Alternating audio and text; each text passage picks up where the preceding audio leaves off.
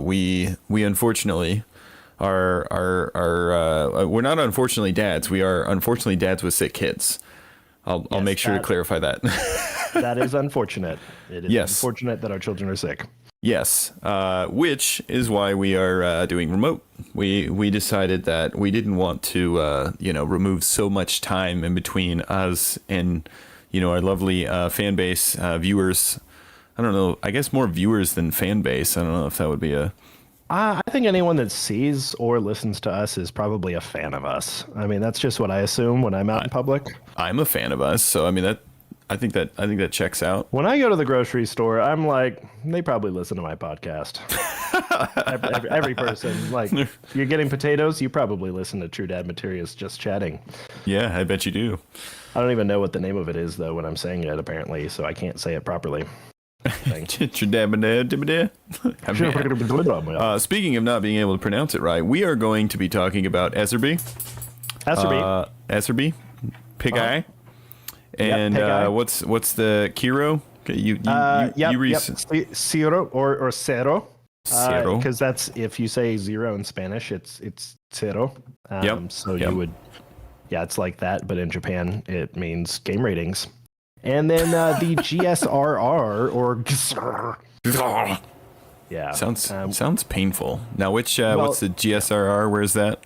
That one is Southeast Asia. So places like the Southeast of Asia.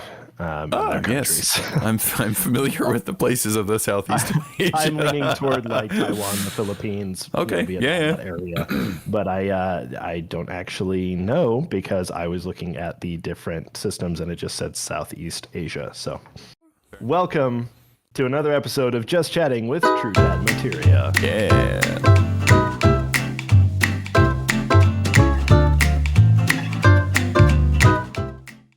Well, so as you heard it, we're going to be talking about ESRB, what it is, why it existed, why it was made, who brought it into place, all the fun little nitty-gritty details, and then we're going to probably just hound on them because we disagree with most of what they set up. But that's, that's the battle that's the war we wage, right?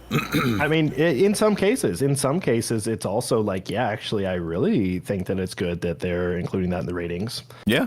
And I don't think adults should be doing that, but yeah. Is this like the Spy Kids where the kids are in charge? Is that what you're thinking? I hope not, dear goodness. that's not good for anybody. No, it's not. So, I guess to start us off, we'll start off with a good old fashioned American ESRB. So just to break it down, let's just define what is ESRB. Yeah, tell me, Dustin. So yes, you take the United States, I'll take the rest of the world. Okay, yeah, I think that's fair. I mean, United States is effectively the same size as the rest of the world. Yeah, as long as you don't count Australia, it's exactly the same size as the rest of the world. So ESRB, started. I mean, it was kind of one of those like, oops, we probably should have been monitoring this, because it happened after a few games came out, and they're like, oh, people are complaining and trying to sue, trying to sue these companies. I wonder. In 1994, it came out in 1994 is when it was created. That was 29 years ago, 30 years ago this year, actually. I was 4 years old. My wife was just born, and I was at least 25. So, because I'm old. So, just fun fact: the games that had fun fact: the games that caused this, or I guess should say initiated it. You probably wouldn't doubt it, but it's Mortal Kombat. Mortal Kombat was one of the ones. They're like, oh, that's a lot of blood. How is that offensive? Yeah, I know. They were like, hey, wait a minute. Maybe young kids shouldn't be playing these things. I don't know what this one is, but it's Night Trap. That wasn't on my radar. Yeah. So maybe it was the ESRB rating. Maybe that's why of course, then again, I was 4, so. Yeah, you weren't allowed to play games like Night Trap when you were 4. Yeah. Yeah, I think Night Trap was when I got trapped in my bed and had to go to sleep. That was a horrible game. That's a horrible game. Yeah, and you just stayed there until the morning. And then last but not least, Doom. which once again, not a big shocker. That one's a pretty messy game. Yeah. So, so basically, what started out ESRB, it was started by, or I should say, it was formerly the IDSA, which all of you know what IDSA is, so I'm not even going to bother explaining it. Right, exactly. Because there's no need to explain the Interactive Digital Social Association, because everyone knows what that is, right? Old hat. Yeah, old hat. Everybody knows that. Anyways, it started out as that, and they were like, that's a horrible name. We're going to rename this. But basically, a government oversight is what started this whole thing. And so I wouldn't say nonprofit, a volunteer government subsidiary type thing created ESRB. And basically, what they first tried to do is bring in all the big companies. So like Nintendo, Sega, actually I think it's mainly those two. And they were like, hey, we need to get all these companies together, and we're going to create this group that, the developers themselves are going to self-regulate our games.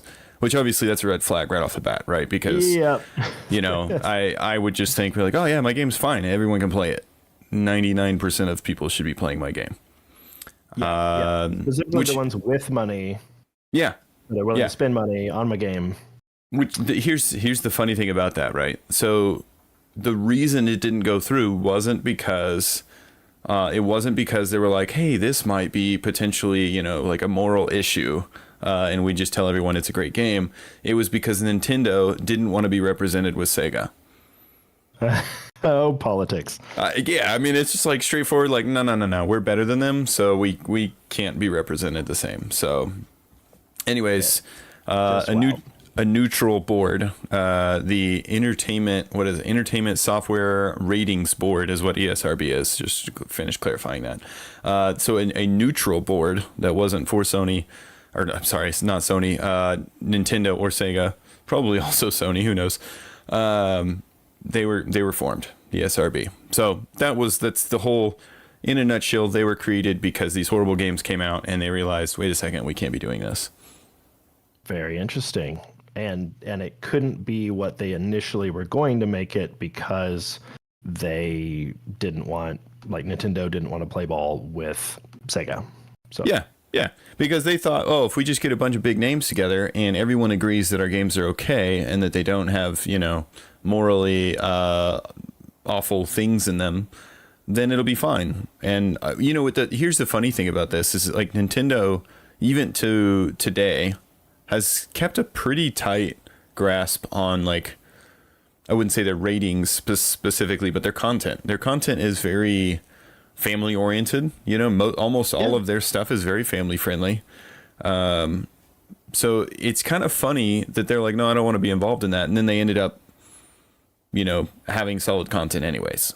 Yeah, it's interesting. I think when you had said that they didn't want to be connected with Sega or like lumped in with them, I had thought that the reason was because they were more family friendly and Sega was more like, teenager, adult focused. Yeah. Very interesting that it was probably a lot more just like, no, we're better than them. Yeah. Which again is I think conjecture. I think those points could be related. I mean, they thinking they're better because they weren't creating, teen content, or what was seen as teen content, I should say. Yeah. But also entirely probable that it's like now because we're real and good and they're not. Yeah. But I mean, as we can see now, Nintendo and Sega are still neck and oh no, wait. Okay. So anyway, ooh, burn, got him. Oh yeah, just grind them down in there. So anyways, ESRB. So what are the different ratings then of ESRB, and what kind of constitutes being okay for one level versus another? Yeah, so the ratings have changed through the years, actually. So the original ratings, I'm gonna read this to make sure I say it right. So the original rating, they actually had one called Early Childhood, and big shocker, and like 2018, which is pretty recent, they got rid of it because it was underused.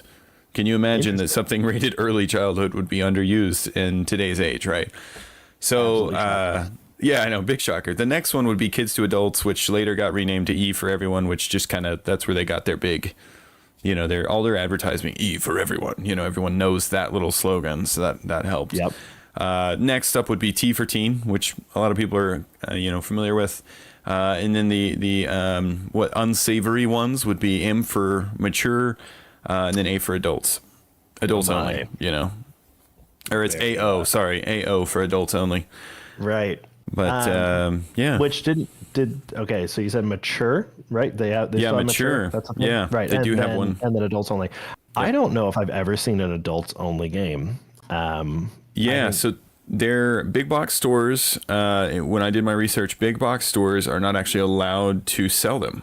ESRB ratings, and this is one, like, you know, point to them is that ESRB ratings require stores that have a public front not provide anything over mature. Huh. And some stores aren't allowed to have mature, but that's pretty far. Like, you don't see that really much anymore. I mean, if you were to go into Best Buy right now, I'm sure you would see games that are rated mature. Like half of them are rated mature now. Yeah, you do see a lot of mature. So what then is kind of some of the different levels? Like what's okay for everyone that's not okay for, or what's not okay for everyone that is okay for kids of like 13 and over?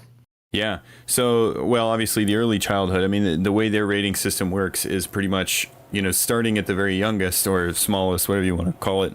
It has, you know, it's just like it says, E for everyone. I mean, everyone can play it. There's nothing horribly wrong with it. However, and here's their description: minimal cartoon, fantasy, or mild violence. Okay, that's the E for everyone, right? That's you know, a 3-year-old can play this with mild violence. Okay, yeah. And then, you know, follow that up with infrequent use of mild language, which, you know, they're not defining what mild language is. However, you know, as we follow through this chart, you'll see like what their definition of mild versus, you know, not mild is pretty skewed anyway. So, I can see that, yeah. Yeah. So you're like, oh, okay. So pretty much anyone can get mild versions of everything.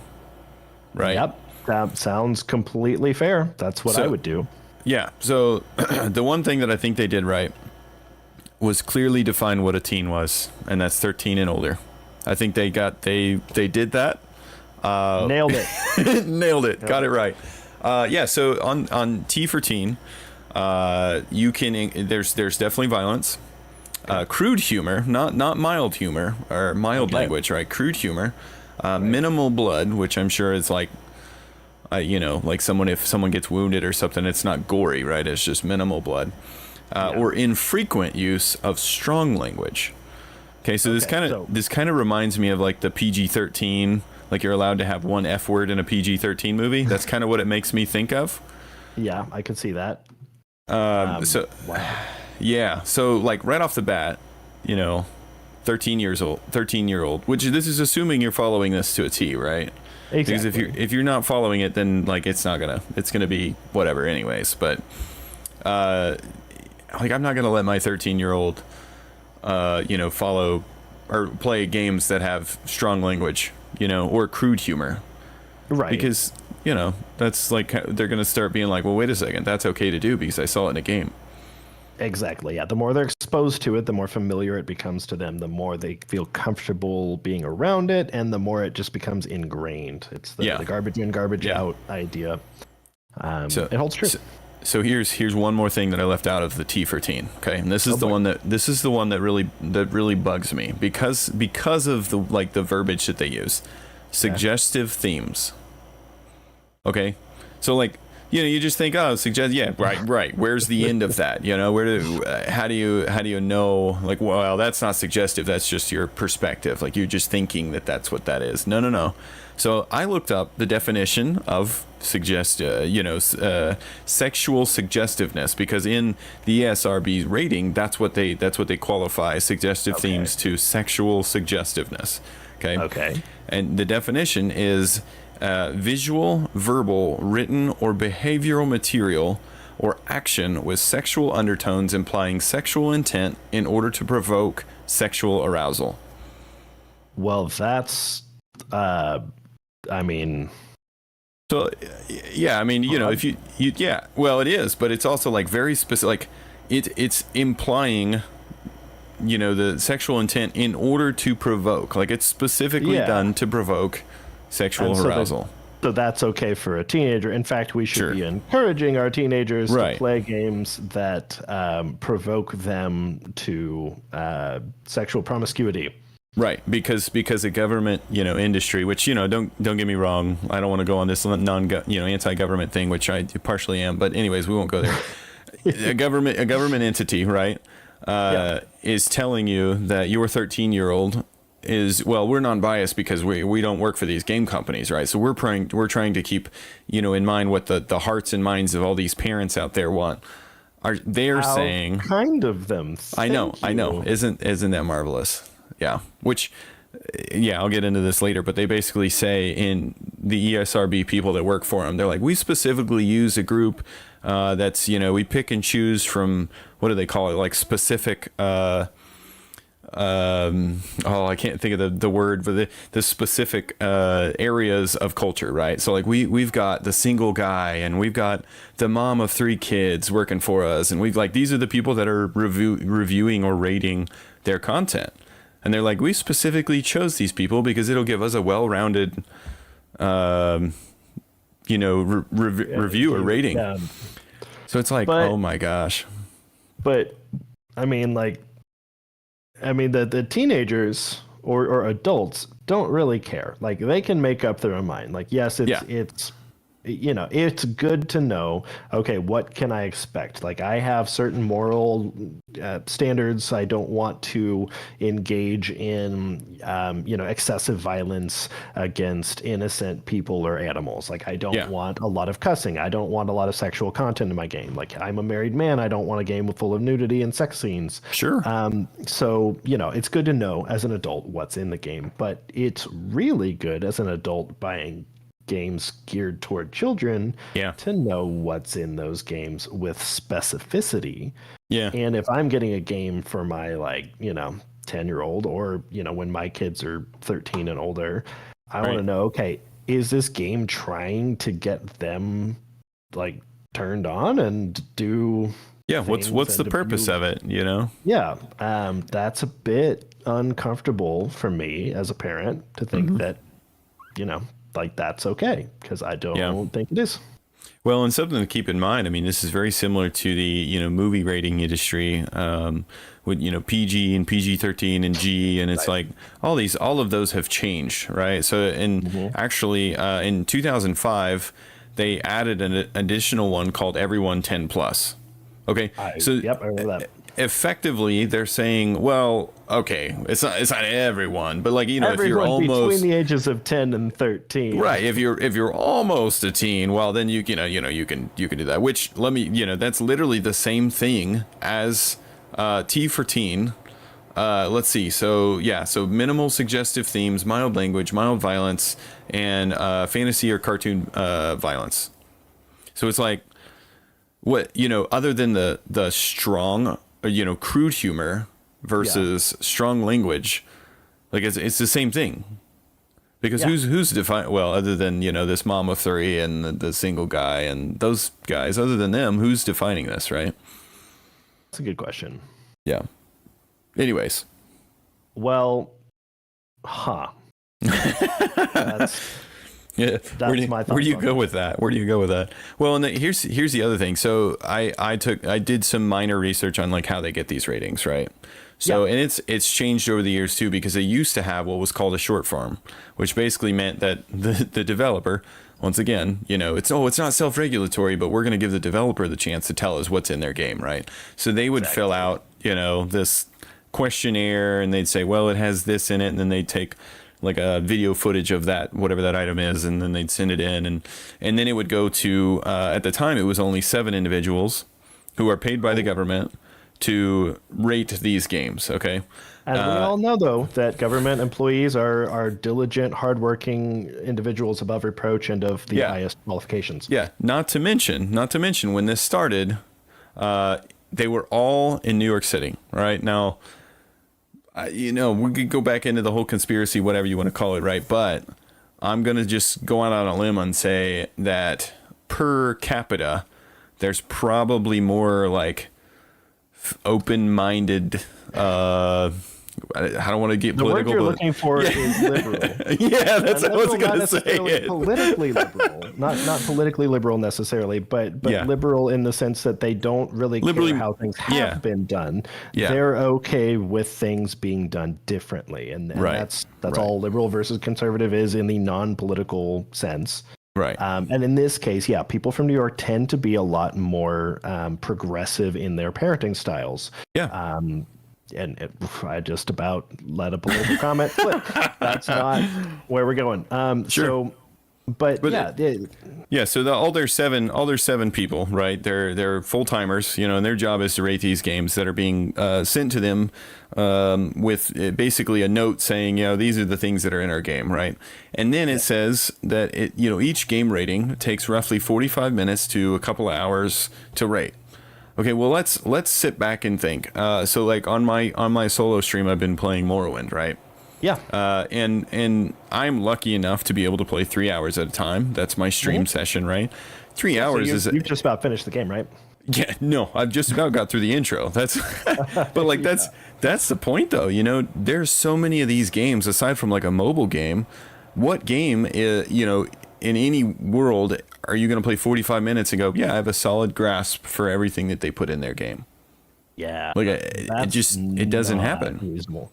Well, and you take a game like The Witcher 3. Right? Yeah. A lot of violence, probably not as much violence if you play certain 45-minute sections. Yeah. A lot of like graphic nudity. Probably not gonna even see that if you play. You could play 5 or 6 hours and not see that. And like I haven't played. So I don't know. And my understanding is that you can play it and actually avoid all of it. And so good to know. So it's like I don't know. I should have bought it. Yeah, but it's also like how do you know when you're gonna avoid it? Some of it might be obvious. There might be suggestiveness, whatever. But like for the most part. Like I wouldn't know, I would assume the ratings would be accurate and I would just avoid it completely. I mean, that scripture tells us to flee from it, so like that would tell me, when I'm looking at it in Best Buy, just literally throw it on the floor and sprint out the front door. I mean, that's the best way to do it. Yep. I mean, it's while stashing your Minecraft in your pocket so you can play it later. Yep, toss some money behind you so that it's paid for and everything. But because stealing is also bad. Stealing is also bad. I second that. But you have to avoid these things or to help your children avoid them so they're not like. You can't protect your kids from everything. If you try to shelter your children from everything, then they end up, when first exposed to it, often going off the deep end and like getting super steeped in it. I have seen a lot of examples of that, and it's healthy. Well, and you also can't avoid it. Like you just can't walk away and just hope that nothing ever comes of it, because the exact same thing will happen. Kids are curious. I mean, humans are curious by nature, so exactly. So it's you can't do that, but you can keep your children from being exposed to something so much that it becomes just a normal part of life. Because once you get to that point, you really start getting in trouble because your kids are comfortable with saying inappropriate things in front of others that could bother them. As Christians, we're told in Paul's letters that like everything is permissible, but not everything is beneficial. And if eating meat could lead someone astray, my brother astray. And in this case, he's talking about like Jews and how they would be held under the law. Follow the law. Yeah. Right. To not eat pork or something. So he's saying like, I can eat pork and still like retain my salvation. But if me eating pork in front of a Jewish friend is going to cause them to stumble, like it's the heart of the matter. So if they feel like they're sinning and they're like, oh goody, I get to sin, eat meat because he's doing it, it's okay, and he doesn't feel bad about it, it's like, way to cause a man to stumble. Right. God cares more about your heart in the matter than he does about the actual practice itself. Don't murder people and be like, well, my heart was in the right place. But still, but in this case, if you're trying to keep your kids from being okay with doing things that are inappropriate or that cause others to stumble, then you have to know what's in the games. You have to know kind of what these ratings are okay with. Yeah. So if you just look at the number on it and you're like, E10 plus or E13 like that, or whatever the letter is, then okay, that's fine because they're older than that. Well, it may not be fine. Yeah, it may not be fine.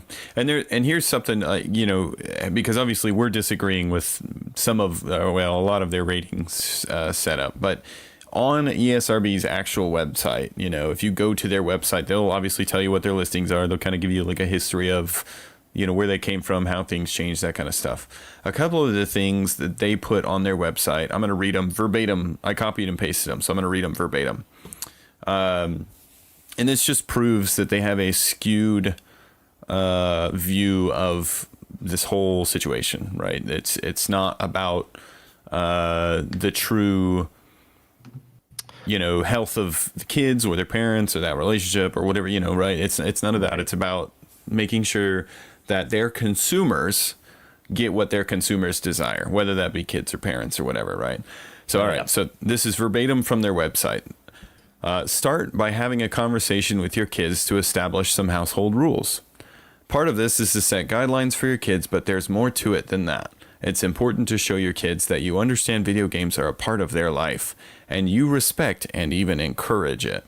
You may want to allow games after homework is done, or require your kids put devices away at dinner, but everything starts with a judgment-free conversation about when and for how long your kids can play video games so it doesn't get in the way of their other activities or responsibilities. Okay? That's the... That's the gentle one. If I'm going to put it honestly, that's the one that it bothers me, but it doesn't bother me as much as the next one. Okay. Yeah. Well, then quick comments. Yeah. So that is full of some good things, isn't it though? Again, I don't want this to just get laden with politics, but that's so woke. It is. Now, okay, it is. I'm sorry, Timmy. I know you're 7. But you know what is best for you better than I do. And look, I don't want to judge you as your parent. Judgment-free conversation. My role is not to judge you for, engaging in practices that are going to set you up for the worst possible outcome in life. My role is to enable you to do whatever feels good right now. So I just want you to know that I'll go to jail if you don't do your school. So please do that. And then as long as we're good there, I'll even do your homework for you so you can play video games. I just need you. That's the tone that I'm getting out of all this. Yeah. Oh, it is. It is. What? And here's the next one. It puts, and I don't want to say it puts the control, but it does. It gives the kids this sense of position over their parents of authority.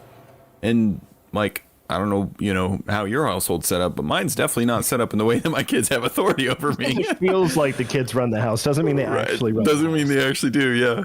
All right, so here's the next one. I'll go through it quick because it'll be cringy. Stay flexible. Sometimes if you're not familiar with the rhythm of a game, it can be hard to understand why 5 more minutes is important.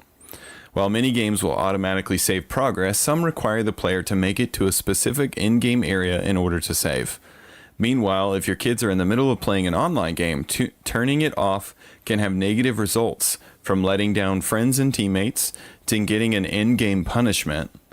5 more minutes may sometimes turn into 10, and other times it may seem arbitrary, but allowing those 5 minutes shows respect for your kid's hobby and social connections, and shows that you understand why it's important to reach a logical stopping point and minimize undesirable reactions. How awful is that? He just gets up and walks away. But seriously, like, No. like that's so bad. So I grew up playing video games. Yeah. Get what they're saying. That Oh, yes, absolutely. like 5 more minutes, like, or you can't save this game. Like, I need to get through this cutscene or whatever. Sure. Here's the deal. If you prioritize someone's video game enjoyment, or they're like, even if they're playing with friends, and most games that you can play with friends, by the way, are horrible and full of the worst of humanity. That's true. But, yeah. Including Minecraft, throwing it out there. That's definitely one of them. No I don't know doubt. if you've ever turned on the chat there, but I don't know. Like, I've been accused of some awful things by very young children that shouldn't know better, or that should know better, but Should know better. Yeah. But they like, if you are like, you know what, yeah, I know, like, I told you that you needed to get off at this time, but like, my rules aren't as important as you enjoying this game. So like, take another 5 minutes. Oh, you need 10? Like, yeah, okay. So I know you said 5 more minutes, and normally I would hold you to that, but it looks like it's going to take another 10 minutes. Oh, okay, now it's 15. You know what? Just play all night. You do whatever you want to do. Yeah, whatever doesn't hinder your online relationship, and I wouldn't want you to get an in-game. What do they say? An in-game punishment. Punishment, yeah. You poor thing. Yeah, like, you know what's worse than an in-game punishment? An out-of-game punishment. No doubt. Like, life consequences. So Yeah. okay. I would look at my kids and be like, 5 more minutes, say it again, see what happens. Yeah. Well, and so me growing up, my parents were very gracious, and let me play more often. Sure. And but most of the time I'd have like an hour time limit, and it gets harder and harder and harder as time goes on to play an hour of video games and then just stop. But you also have a lot more games that autosave now. Oh yeah, that's true. And if you have like a 13-year-old playing an MMO and they're like, I'm sorry, I'm in a raid, the dungeon alone takes 45 minutes, I would totally like turn this off and go, eat dinner with the family and be a part of the family. But this pretend world means more to me than any of you. Yeah. Sorry, I can't go to grandma's funeral. I'm raiding a dungeon right now. Yeah, if I don't get through this dungeon, I may not complete my armor set, and then what's gonna happen? I may get an in-game punishment. Yeah, and then I won't be able to play for the next 30 minutes. Can you imagine how horrible that would be? The big thing that gets me, and this is something, of course, I didn't realize. I played so much stinking RuneScape as a kid that I really had no social life. So like, I do completely understand this, like, letting down friends or teammates thing, right? I get it. But here's the thing, and like, now that I'm a dad, and even before then, social, like, friends that you only have friends only online, they can be friends. I won't say that that's not true, right? They can be friends. Can be. You will not have the same level of connection with that friend as you do with someone in person. Just the way that the humans, like the humans, I'm not human, by the way. Sorry, I've been researching for a long time. All of you people. The way humans interact, the physical, reaction, what is it? Body language says so much, and you can connect to someone so much just by being next to them, right? So like, eliminating that whole side of it, those friends will never be as strong of friends as you'd have in person. And so like, instead of worrying about, hurting your kids' social life on their game, tell them to go outside and play with their neighbor. Like, go, join a homeschool co-op where you can, meet other, like-minded families that have kids their age. Like, if you're a Christian and there's homeschool co-ops near you, I can guarantee you there's plenty of kids their kids' age, because like, the homeschool co-ops that I've been looking at, each of those families have like 10 kids each. So there's bound to be one near your kid's age. Like, it's just gonna happen.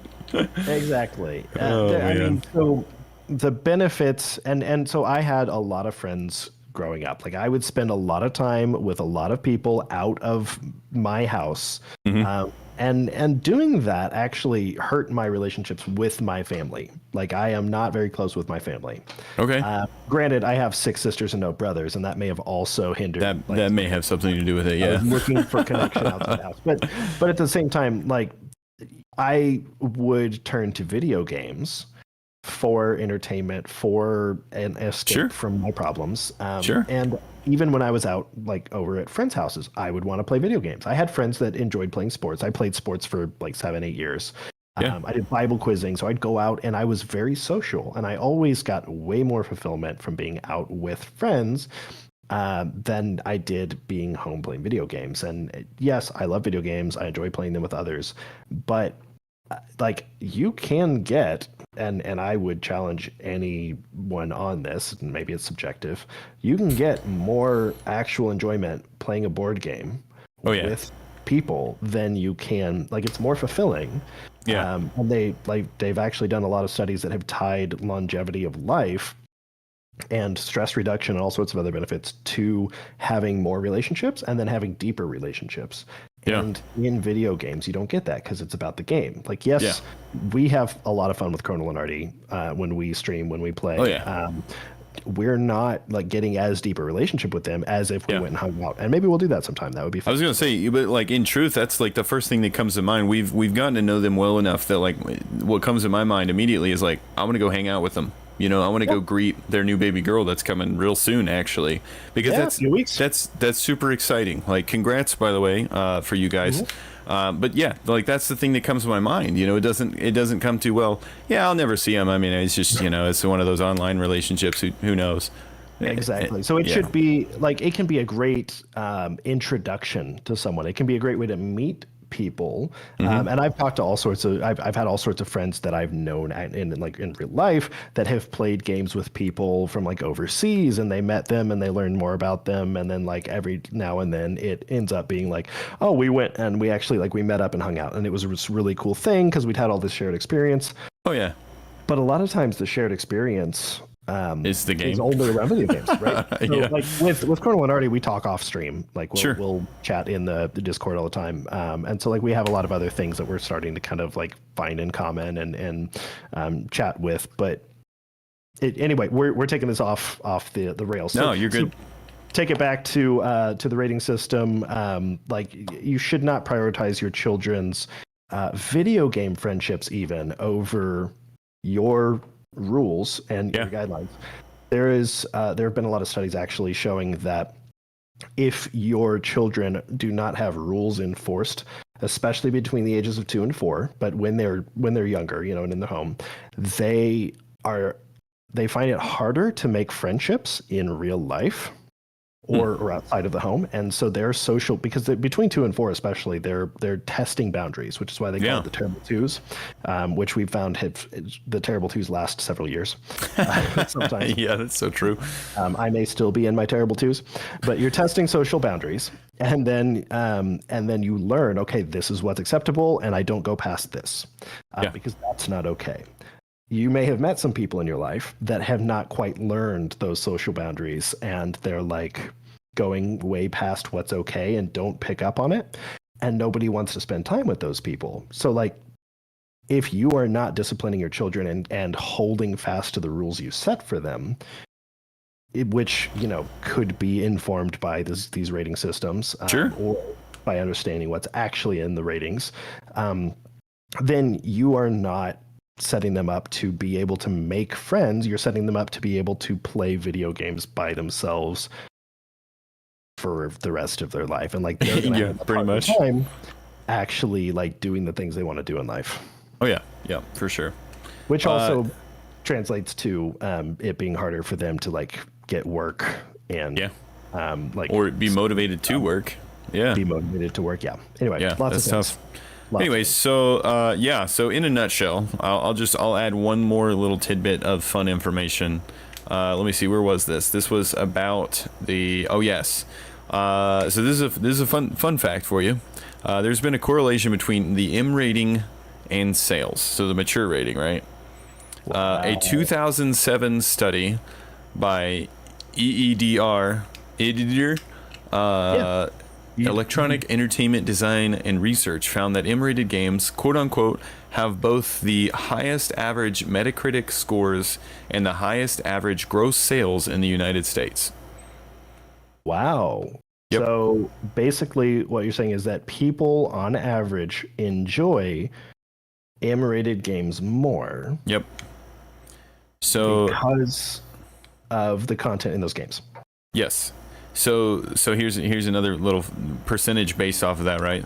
So 7 of the top 20, this is in 2010, 7 of the top 20 games, including Call of Duty Black Ops, which I'll admit I played a lot of time on, were M-rated.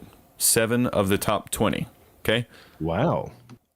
Even though only 5% of all of the games released that year were rated M. Wow. Isn't that wild? Very interesting. So, like, that's what people desire, right? So, obviously, ESRB is going to be a little skewed towards allowing a lot of, content through, right? Yeah. But, the good news is that it's government funded and, they're neutral party. So, they don't have any bias. Well, and really, if you can't trust the government to raise your kids, who can you trust? Next time on Will there be a next time? That's weird. The stream just ended, huh? What's the helicopter sound? Anyways, you were going to talk about Peggy. I know I took up like the entire time. No, I know. That was. We live in the States. That's more relevant to us, and understanding like the history and some of the specifics helps. So I will quickly gloss over some of these other systems throughout the world. Cool. And we do have some viewers in the UK, some in South America, which actually we will have not touched on. If you want to share some of that, and you're watching this, drop it in the comments. We'd love to see some of the differences there, if there are any. Apparently also, so I saw this video on YouTube where this guy, they were like, you'll recognize this guy's voice because you hear it like every day, and I didn't watch it because I didn't care. But apparently it was the guy who recorded the Peggy 18. Oh yeah, like the voice at the beginning of the games. And everyone was like, oh man, like you should be a millionaire. And he's like, yeah, I got $200 for the voice acting time. Like, cause it's anyway, so little rabbit trail there for fun. So they actually have quite a few different, ratings than ours. So they split it up specifically by age. In the United Kingdom and most European countries is where the Peggy is. And I don't know what Peggy stands for. They probably just, it probably didn't stand for anything. It's probably just Peggy. They just named it. And they named it PEGI instead of PEGGY because they were like, let's make it unique so it doesn't get confused with women and stuff. Yep. Basically they have Peggy 3, which is suitable for all age groups. And it should not contain any sounds or images likely to scare young children, which is like, okay, I can agree with that. Yeah, I can say no bad language should be used. Like they have some specifics there. So they have games like Just Dance and FIFA. And I'm like, okay, that's a good example. And that's also very specific. So I didn't think that Costume Quest would scare my kids. I had, I think it was a 2 or 3 year old at the, yeah, goodness, how old was she then? Probably 2 at the time. And she was scared of Costume Quest. And so I had to stop playing it in front of her. And Costume Quest is a very cartoony game with kids that dress up for Halloween and then they turn into whatever the costume is. There was a pterodactyl. She loves pterodactyls now. She may appreciate it, but at the time it scared her, so I stopped playing it. That's fair. Meanwhile, she could watch Final Fantasy IX because the graphics were so bad she didn't care. The dinosaur in that was not scary. The dragon scared me, but it didn't scare her. So that's funny. Peggy 7, suitable for ages, I guess. Yeah, 7 or up. That's right. What? So, shocker. There could be mild forms of violence, and some scenes might be frightening for children. So, like Minecraft dungeons or Plants vs. Zombies are the examples they give. That seems pretty good. Yeah, so like again, 7 years old. If they give you those specifics of like, hey, this could be frightening for children, they're saying, okay, like there are some things that may not be okay for your kids. Use your discretion. Yeah. And really, you should always use your discretion with any of these ratings, as we've pointed out. So Peggy 12, suitable for ages 12 and above, could feature more realistic and graphic scenes of violence like Fortnite or Sims 4. Sims 4 is usually what I think of when I think of graphic scenes of violence. I haven't played enough Sims 4 apparently. Well, yeah, it's in-game content, you know. No, it's. I mean, there are definitely like potentially scandalous outfits depending on your degree of modesty and. Okay. But I don't think that there's like graphic scenes of violence. Really, I don't know. I haven't played that much. Ivy liked Sims 2. She wouldn't even play Sims 3. Huh. Maybe I'm getting mixed up. Maybe it was 3. I don't know. Anyway, moving on, there's 16, so suitable for 16 and up. The rating is used when violence becomes realistic and would be expected in real life. So like laser guns or, I'm just kidding. But I mean, like, you know, so bad language, use of tobacco, alcohol, illegal drugs can also be present. So like Ark is Survival Evolved, Destiny 2, oh, laser guns, yeah. Laser guns. Yeah.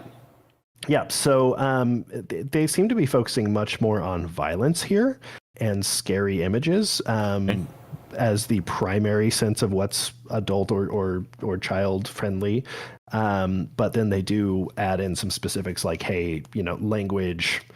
So once they're 16, and I've met enough young people from the UK to know that this is totally normal for them to use a lot of bad language, tobacco, alcohol, illegal drugs. Love you all, by the way. And they're just known the world over for traveling once they get out of primary school and just wreaking havoc on the hostels.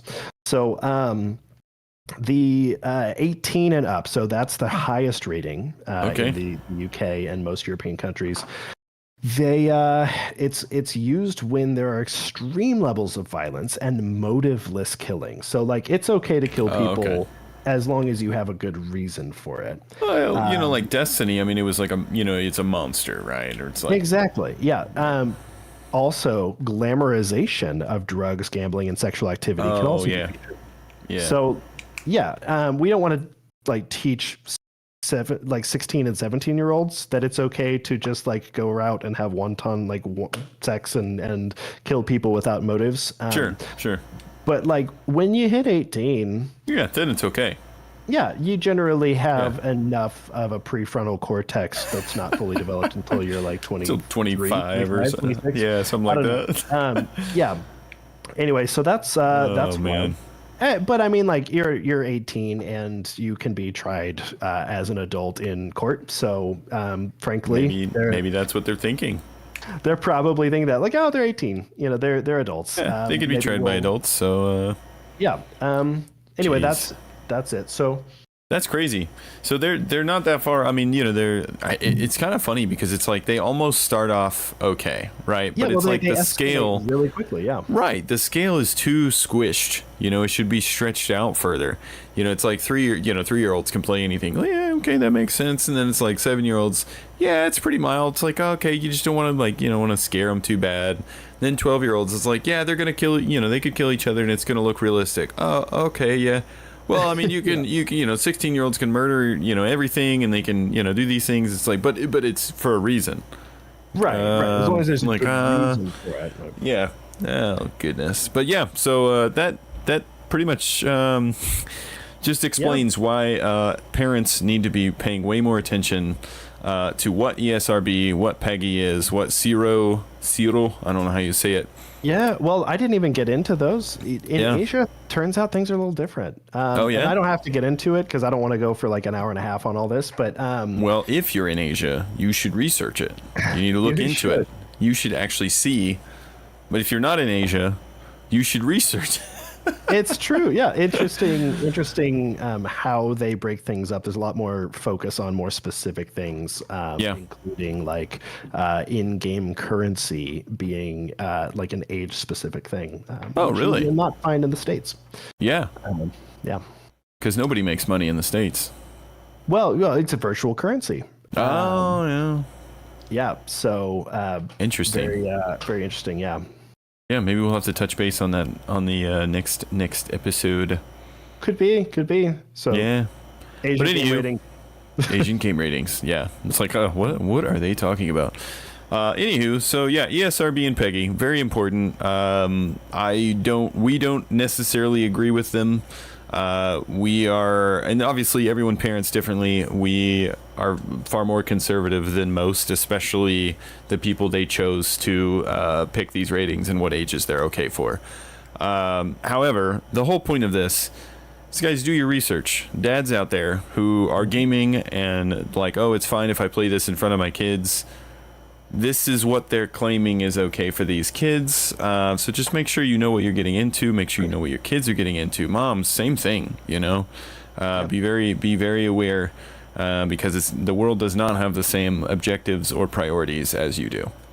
This is very, very true. Great wrap up. So, what you see is not always what you get. Yep.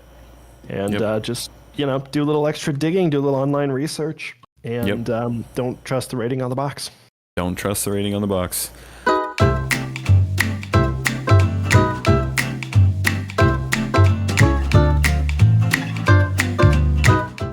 Hey friends, thanks for listening to this episode of Just Chatting with True Dad Materia. If you enjoyed this or would like to hear a specific topic covered, make sure to comment. And of course, to help support our channel and stay in touch with the latest content, be sure to subscribe or follow depending on your platform. Thanks, and in true dad fashion, save early and save often.